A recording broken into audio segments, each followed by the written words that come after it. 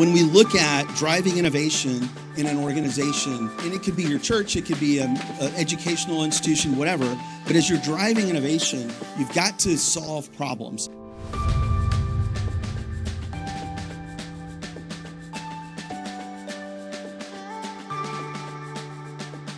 I want to talk to you about driving innovation in risk and change-averse organizations. But before that, I want to tell you a story.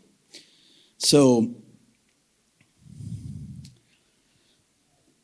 I woke up one morning and I looked at my nightstand and I saw that. And so what that is hotel keys, hotel cards that just collect on my nightstand, much to the dismay of my wife, who is constantly asking me why I keep these hotel keys.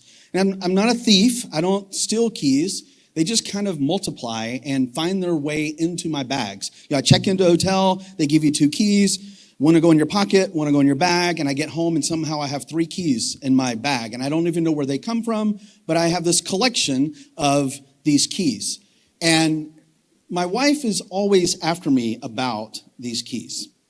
So one morning when she was throwing them out and threw them away, and she threw these away.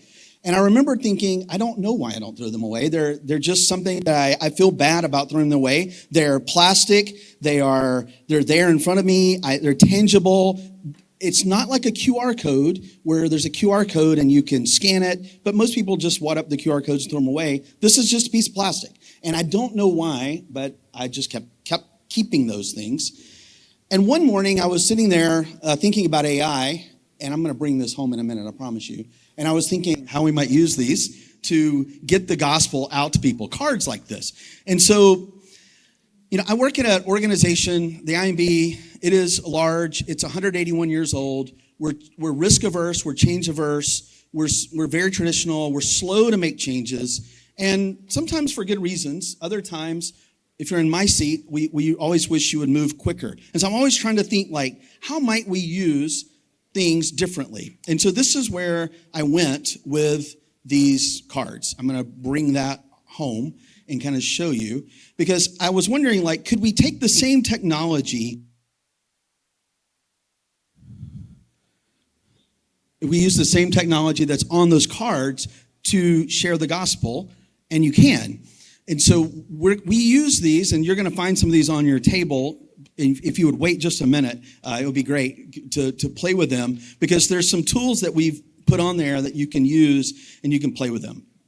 And you can use them to share the gospel. So, we lived overseas for 24 years, and when we lived overseas, I found that I could innovate really, really quickly, and nobody cared because nobody knew who I was. I was off the grid. I was in the middle of nowhere. We didn't have electricity most of the time. So my innovations didn't go very far. But what I found is in a large organization or even in a small organization, the higher up you get in the innovation space, the more difficult it is actually to innovate. So many people say, I wish I was the director of innovation at our organization because it would be so much easier to innovate. And I'll tell you, it's actually not. You actually have more stuff put on you when you're officially in that role. Most innovation happens way down on the field. It doesn't happen at my role. I help other people become innovative, not driving the innovation normally myself. So we look at this little card here. It's not just something that's tangible. It's not something that's touchable, but it's something that people, when you give these out. So at a conference last April, I gave out a couple of hundred of these. And as we gave these cards out, I didn't know what would happen with them. But within a few days, we'd had 25,000 people go to an AI chatbot. So the one they just presented, that's a phenomenal chatbot.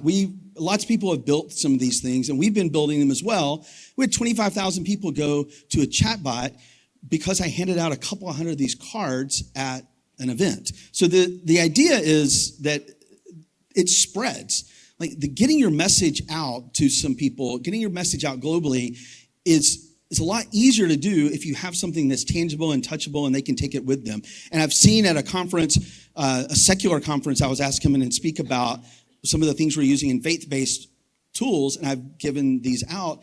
And this Hindu guy was going around to everybody and putting FaithBot on everybody's phones, which was interesting to me to see him taking the charge of sharing the gospel with other people, even though he wasn't a believer himself. So we also grounded, I think that it's really important what was said in the last session. You want to ground your questions, ground your AI in Scripture, make it conversational, 24/7, always available. And we built this not originally as. So the innovation for us was this was not originally built to be this.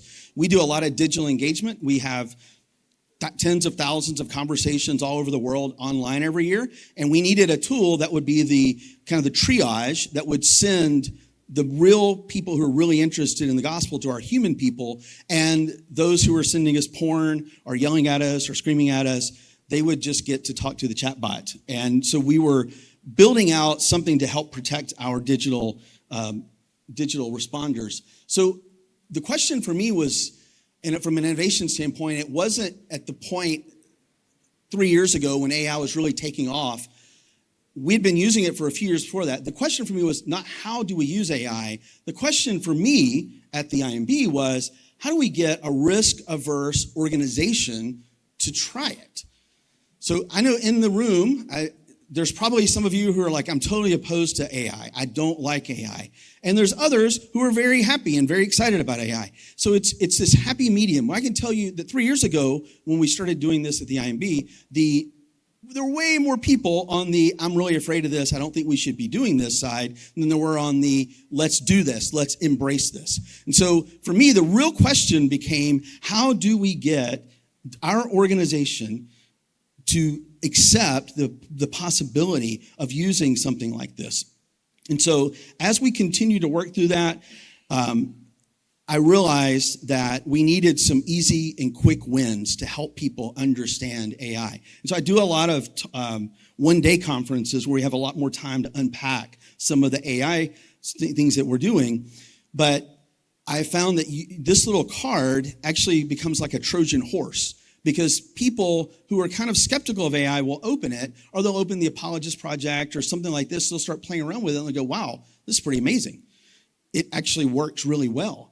And so if you tried AI like 3 years ago and you're like, I tried it, it didn't work, I challenge you, if you're skeptical, I challenge you to really try it again. Because what I found is AI 3 years ago, I liken it to the 1980s television where I'd be watching Alf. And if you watch Alf today, there's black lines on both sides of the screen and the quality's really bad. And we didn't know it in the 1980s, but we know it now. And I think that AI is sort of the same way. Like, we didn't know how bad AI was 3 years ago, but now we look back and it's really good. And some of the things we can build with it today are really, really good. And so FaithBot was this idea that came out of our digital engagement strategy, but we started using it really to help onboard and helping other people. Now it's being used all over the world as well. We have about 400,000 users all over the world. That's just the English version. We have all these other languages that have lots and lots of usage as well. So think about how your org, if you're not using something like this, think about how you could maximize maximize your impact by using a tool like FaithBot or Apologist Project or something like that. So we program these. The first one I actually programmed was a hotel key that was from another country that actually had a different technology. Most of the hotel keys you can't program, but you can use these things, and people will hold on to them just like I hold on to those. Just like I hold on to the hotel keys. If you look at one use case, I did a speech. I was just talking to a small group of pastors in Alabama, and that weekend I went home, and this is pretty early on, and we had over 5,000 uses in Africa that weekend. And I had no idea how in the world did this spread, and we could go and look at all the conversations. And it was amazing to see all the languages, all the people that were using it, and come to find out one of the people that was there sent it to one person in Africa, and then that person started sharing it, and it just blew up, and lots of people were using it. So the same thing is happening all over the world as we use these tools. Maybe one of the funniest things that happened to us was I was sharing this to several people, and my daughter calls me one day from college. She says, "Hey, Dad, my boyfriend came home from out of state visiting his parents, and he came back, and he said, 'You've got to see this tool.'" And he showed her Faithbot. And my daughter looked at him and said, "My dad built that." And he didn't believe her. So it was kind of like, this has come full circle. Like, I have no idea how his parents came across this tool, who shared it with him, who shared it with my daughter. So it's kind of crazy that in just about 10 months, we've seen this much of an impact. But again, to me, the innovation for us was, how do we get our organization onboarded? And it has really had a significant impact on getting the IMB onboarded, because all of a sudden people could see there was a use case for something that they could understand, that they could actually open on their phone, they could play with on their phone, and they could understand that this is actually reliable and it is something that gives good answers. And so I think that when we look at driving innovation in an organization, and it could be your church, it could be an educational institution, whatever, but as you're driving innovation, you've got to solve problems. And so what we were trying to do, we were trying to solve a real problem. Our teams needed the ability to respond to tens of thousands of people who were writing in and wanting to talk. And so we wanted to focus our human people on people who were highly interested in hearing about the gospel, not to people who are interested in yelling at us. And so the second thing we were doing, or yelling at us or sending us porn, or the examples of things that is interesting, when they send us porn, the AI will suggest the Savior movie back to them. So it's an interesting one-for-one back. But we wanted to also make like the user experience super easy. If the first experience, somebody who's already against something, is really clunky, it's usually not going to result in them continuing to use it. So we wanted to make it very tangible. Technology matters, but how people discover it is also very important too. And so we showed people, if you can just tap your phone, it'll open up and it'll work. So, and then the other one was the organic spread that we saw happening. And we saw people, we didn't have to onboard. So when I'm in our home office, I'm doing training, I don't really have to onboard people how to use this technology. It's just that easy that they can use it, and they start using it. Probably some of our biggest cheerleaders for using AI were the very people who were very anti-technology maybe a year ago. So again, like, this is my Trojan horse for our own organization and how we got this in. So easy wins when you're talking about AI, when you're talking about innovation, it can actually build momentum. And in our organization, we started building upon that momentum. Originally, when we started looking at AI, the very first meeting I went to, it was supposed to be 1 hour long. And an hour and 25 minutes into the 1 hour meeting, all we had talked about was the sky is falling and how horrible this is going to be and all the impact it's going to be for security and all the challenges about AI. And we were supposed to spend half the time talking about how it could be used for the gospel and half the time how we're going to protect ourselves against it. And so what we've had to do is pivot the conversation from the security aspect, which is a real concern. I'm not dismissing the challenges of AI, but we've really got to focus on how are we going to use AI ethically and carefully, but to have a great impact. So that's been the focus, and I think Faithbot has been one of those issues, one of those tools that has helped us do that. Now, I want to be clear that this didn't happen in a vacuum. So when you're looking at, want to talk about like onboarding or getting your organization to think about AI at a high level, it doesn't happen just because one person has an idea. It doesn't happen because a team has an idea. It happened in our organization because I had the backing of our president and our EVP. And so I spent a lot of time early on helping them feel comfortable and safe and understanding the technology in a way that they needed to understand it. They didn't need to know about Python or anything like that. They just needed to understand the precautions that we went through.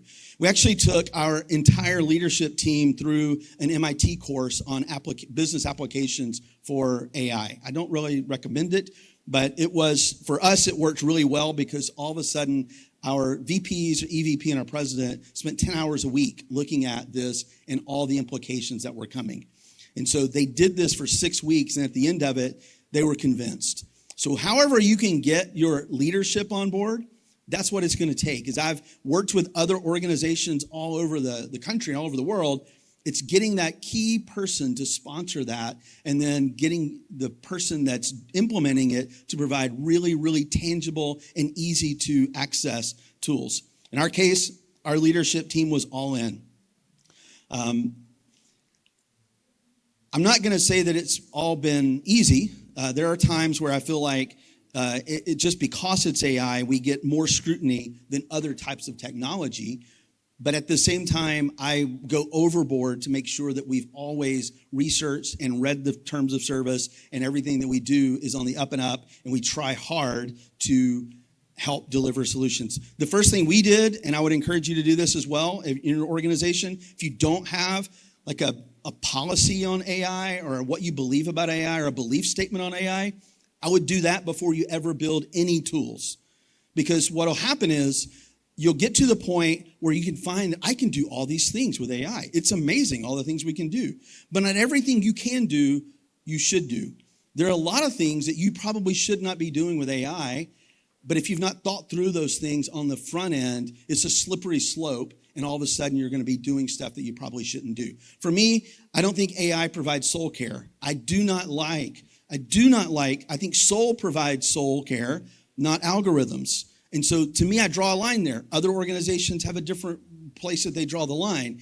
But for me, I don't believe that. And so we made that decision early on. So when we were presented with this idea of algorithms providing counseling without a counselor, it was easy for us to say, hey, that's fine for you, but we've decided we're not going to do that. I think that also in our organization helped me have the ability to show our leadership that we were serious about those types of issues and using AI and what I would consider would not be an appropriate use of AI.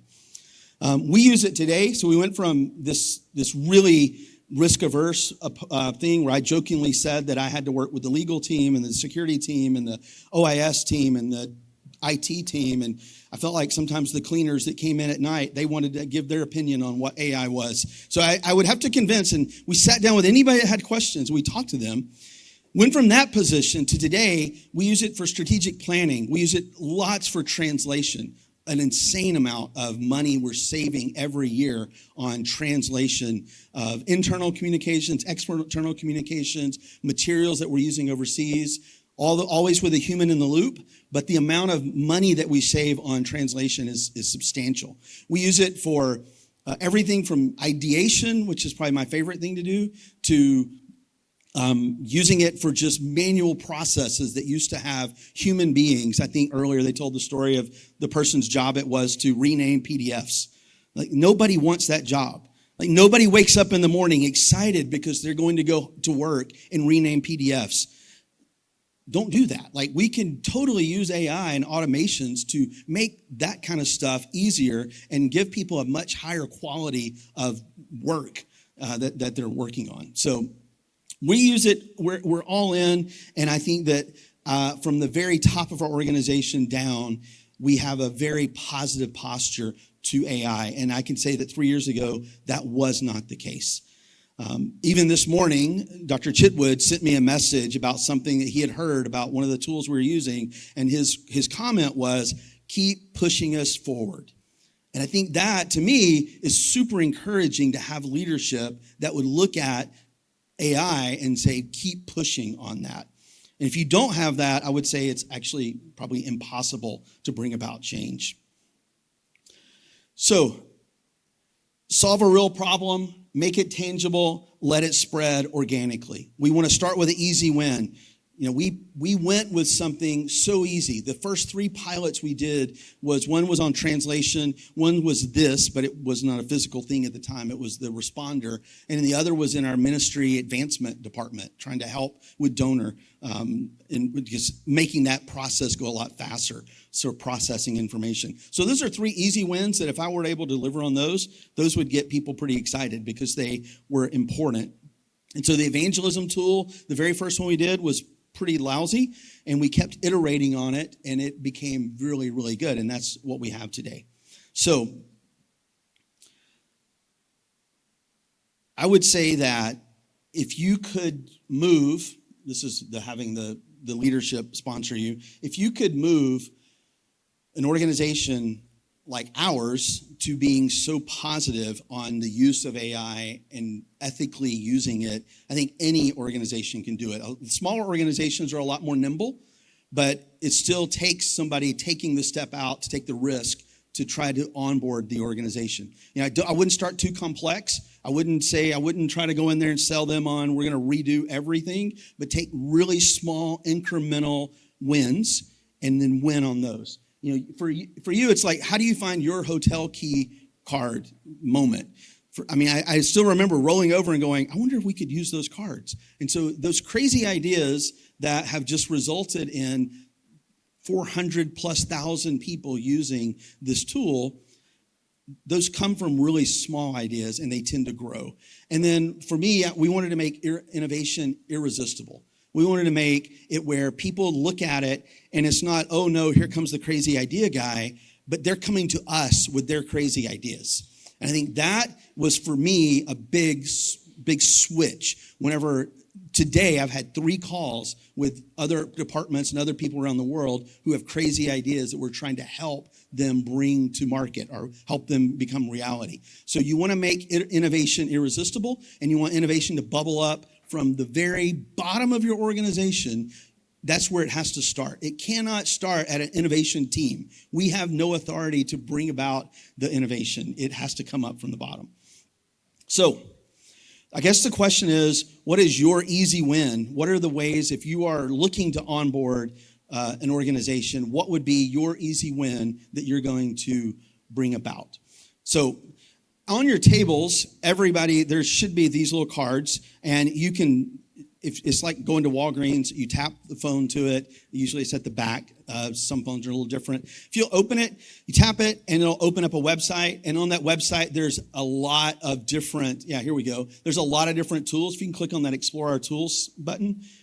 So on that, there's FaithBot. FaithBot is the tool that I was talking about. It'll work in a lot of languages, but the menus are in 20 different ones. The Engage Lostness series is pretty cool. It takes on the persona of the people group you're working with. So you can say, hey, I'm working with a postmodern person living in France, and it'll take on that persona, and then you can practice sharing your faith with that persona, and it'll push back like that persona would push back. And you can do it in whatever language you want to do it in. And it would also, at the end of it, evaluate how well you share your faith in that with that culture. It would say, well, you said this. This is how that person would interpret what you said. This is what they heard. This is what you said. And then Bible Pics is really cool, a little tool that we built that'll make pictures of any scripture passage or anything. So it'll make it in a plethora of different categories. You can make Pixar images. You can make coloring books. You can make superhero. You can do all sorts of different pictures. And then I have a little blog down there on the bottom, and that's kind of my Substack, where if you are into like technology and innovation and AI and those types of things, I post crazy things on there all the time and love to interact with people who have the same passions. So would love for you to use some of these tools and make them your own. So they're free to use. You can use them as much as you want. I would say that if you want to use FaithBot, probably don't share this page. This is really for Christians to understand about it. If you want to use FaithBot, you just send people to faithbot.io, and it would send them to the version of FaithBot that would be something for them to use and learn more about Jesus. So also, if you've scanned it, I now took all of your Bitcoin. And no, I'm just kidding. I didn't really take all your Bitcoin. It's not worth much today anyway. But I really appreciate it. Thank you so much for allowing me to share. And I'm going to be around the rest of the day. I'd love to visit.